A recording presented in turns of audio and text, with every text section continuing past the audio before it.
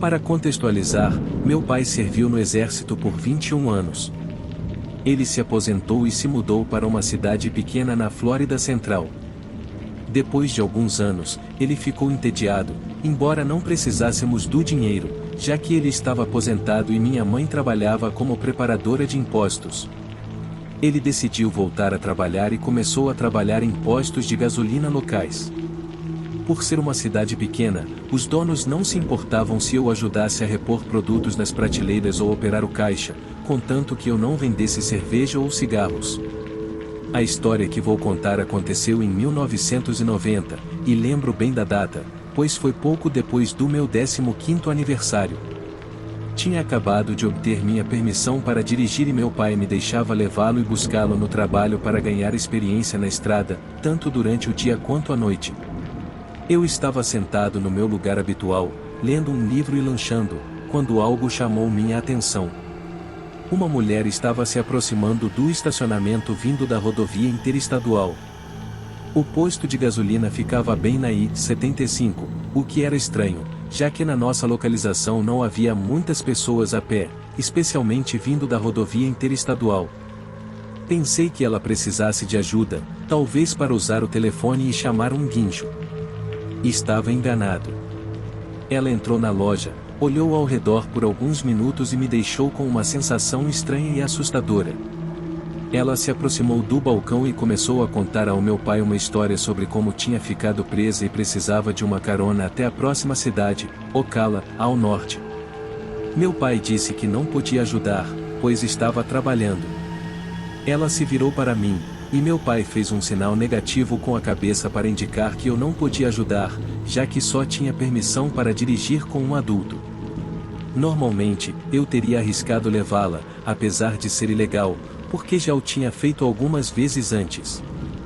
No entanto, não discuti com meu pai, pois isso era incomum para ele. Ele costumava ser mais sociável com os clientes, mas, por alguma razão, foi abrupto com ela. Aparentemente, ele teve uma má impressão dela desde o momento em que a viu se aproximando. Ela ficou furiosa com meu pai por um momento, e ele a mandou sair da loja. Ela bateu a porta com força, a ponto de parecer que o vidro ia quebrar, e foi embora. Eu continuei de olho nela e vi quando voltou para a rodovia e seguiu pela rampa de entrada na direção norte. Quase um ano se passou, e estava no meu quarto, a poucos dias do meu 16º aniversário. Ouvi meu pai gritando da sala de estar e, quando desci, viu apontando para a TV, onde estava a foto dela na tela. Imediatamente lembrei que era a mulher que tinha estado na loja. Descobri que por pouco não tinha dado uma carona a Elaine Wuornos, que foi condenada por ser uma assassina em série e posteriormente executada. Até hoje, tenho pesadelos pensando no que poderia ter acontecido.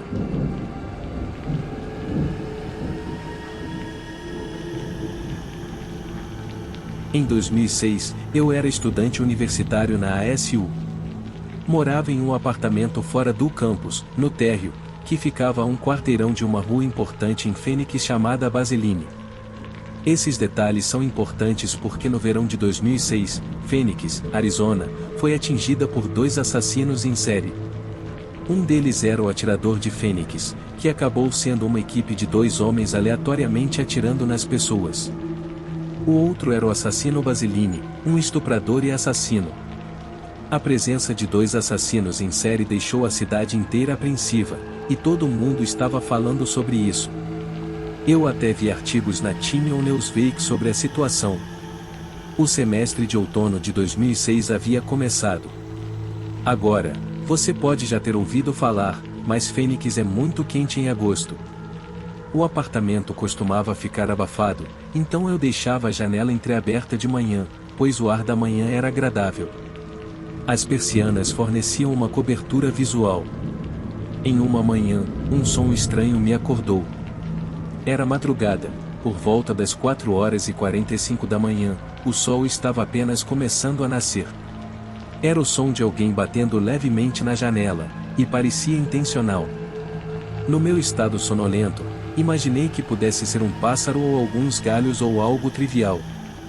Após cerca de 90 segundos de silêncio, o batimento retornou, E era claramente intencional. Eu estava convencida de que era um ser humano fazendo esse barulho, e pensei que fosse meu namorado tentando me assustar, já que ele costumava fazer isso às vezes. Decidi ser um pouco atrevida e fazê-lo esperar, mas também estava ficando muito irritada. Fiquei chateada por ele tentar pregar uma peça em mim, especialmente quando eu estava dormindo. Planejei dar uma boa bronca nele por isso.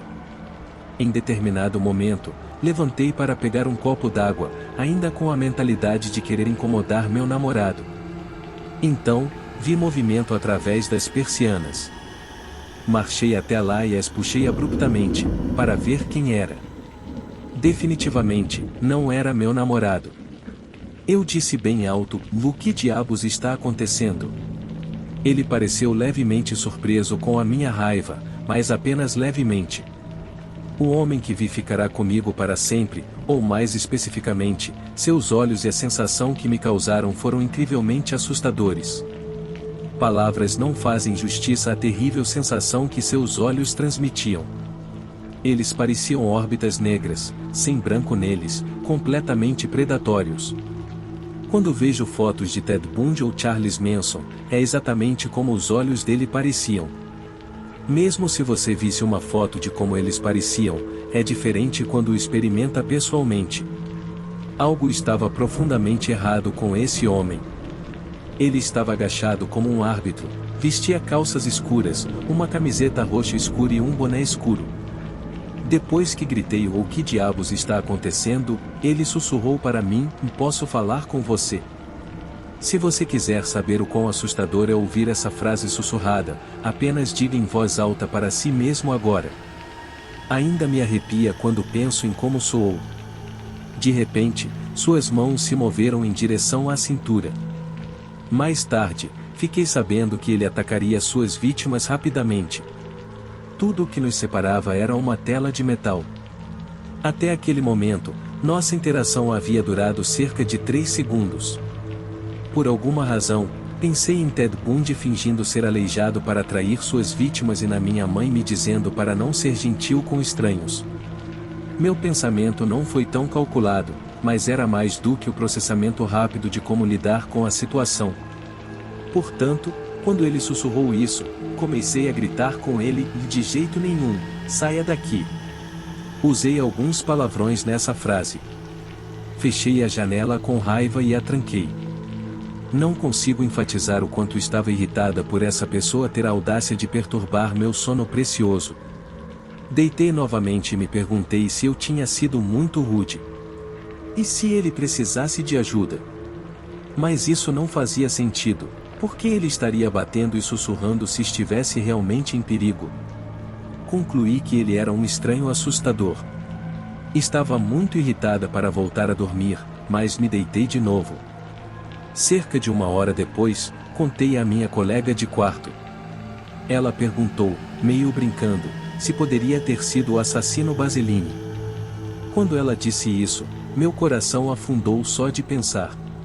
O rosto dele se parecia exatamente com os retratos falados da polícia que estavam em todos os outdoors.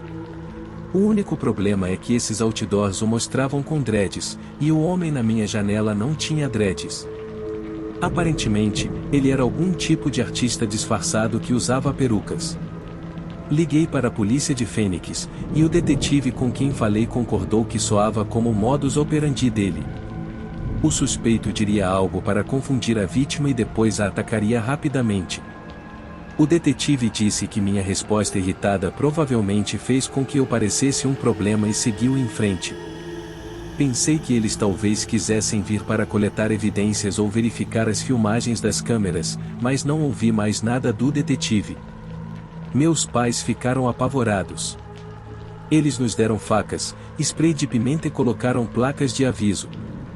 Depois, descobrimos que outro morador havia reclamado naquela mesma manhã. Nunca soube os detalhes, mas esse idiota aparentemente estava percorrendo o complexo em busca de uma vítima. O estúpido apartamento não nos deixou sair do contrato de aluguel, então nos mudamos para um apartamento no 2º andar, logo acima do nosso antigo. Em 4 de setembro de 2006, prenderam Mark Goodou. Acho que o detetive não me ligou de volta porque estavam a poucos dias de prendê-lo. Quando vi sua foto, fiquei doente, mas também aliviada. Era definitivamente o cara do lado de fora da minha janela. Atualmente, ele está no corredor da morte em Arizona. Sua esposa tentou lançar uma campanha para mostrar que a polícia o estava incriminando. Em um nível pessoal, certamente seria uma coincidência interessante se esse pobre homem inocente, que eles supostamente estavam incriminando, também estivesse sussurrando de maneira estranha e batendo na minha janela. Não consigo pensar em nada mais assustador do que um assassino em série batendo na sua janela. Isso realmente aconteceu comigo, e, se acontecer com você, não tenha medo de assustá-lo de volta. Não hesite em ser rude com alguém que está invadindo seu espaço. Isso pode salvar sua vida. Mesmo que você seja uma pessoa gentil e generosa, ainda pode mandar alguém embora.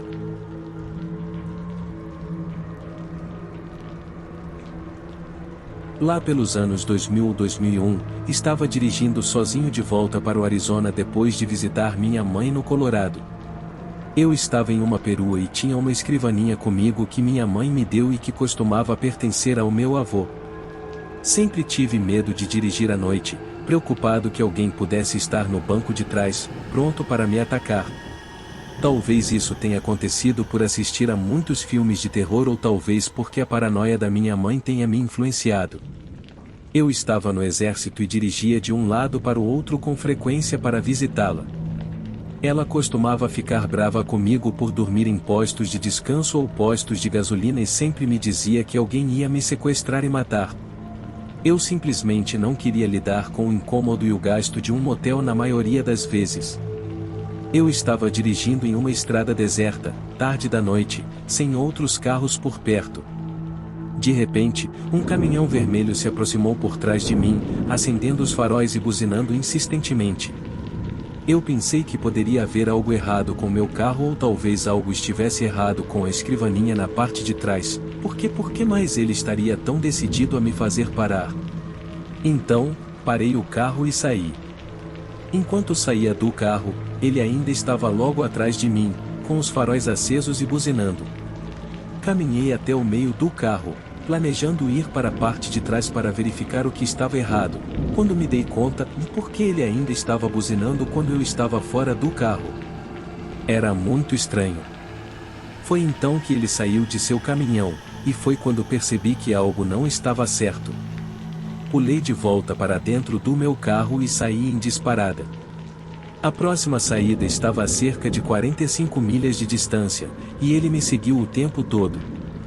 Peguei a primeira saída que vi, fui para um supermercado lotado com uma lavanderia ao lado.